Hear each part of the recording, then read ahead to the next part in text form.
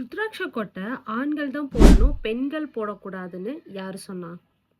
அதையும் தாண்டி பெண்கள் இப்போ போட ஆரம்பிச்சிட்டாங்க. கழுத்துல அணிய ஆரம்பிச்சிட்டாங்க. பட் இதுக்கு உண்மையான காரணங்கள் என்ன?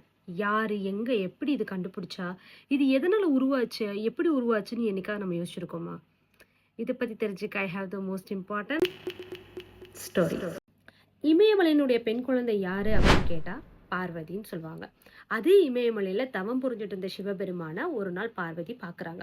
பார்த்த உடனேயே திருமணம் செஞ்சுக்கணும்னு ஆசைப்படுறாங்க. காதலும் கொஞ்சம் கொஞ்சமா பார்வதியோட மனசுல வளருது. எப்படியாவது இப்படி தவம் புரிஞ்சுட்டு இருக்கிற அவரை தன்னோட அழகை பார்க்க வைக்கணுன்றதுக்காண்டி பார்வதி ஒவ்வொரு நாளைக்கு ஒவ்வொரு மாதிரி அழகுபடுத்திட்டு போறாங்க. எவ்வளவு அழகா பார்வதி போயிருந்தாலும் தன்னோட தியானத்துல இருந்து கவனம் செதறக்கூடாதுன்னு சொல்லிட்டு ஆழ்ந்த தியானத்துல இருந்திருக்காரு சிவபெருமான்.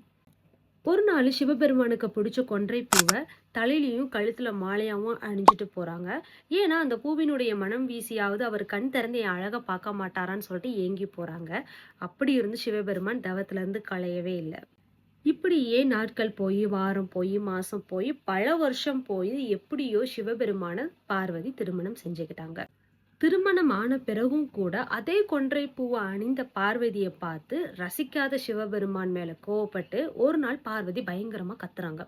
இந்த உலகத்துல இருக்கிற எல்லா கணவரும் தன்னோட மனைவிக்கு நகை வாங்கி கொடுக்குறாங்க, நீங்க இந்த மணி எனக்கு வாங்கி கொடுத்துருக்கீங்களான்னு கேக்குறாங்க.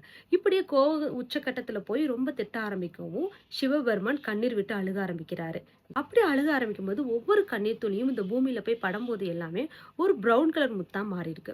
அந்த முத்தை எடுத்து பார்வதி என்னோட கணவனோட கண்ணீர்ல இருந்து உருவான இந்த அணிகலன்கள் தான் இனிமேல் எனக்கு சிறந்த அணிகலன் சொல்லி அவங்க கழுத்துல மாட்டிக்கிறாங்க.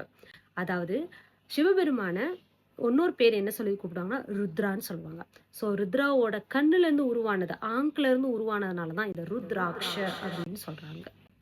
ருத்ராட்ச இப்ப யாரு முக்கியமா போடணுங்கிறது புரிஞ்சிருக்கும் நான் நம்புறேன். And I hope you love the story and fact. We'll see you on the next video.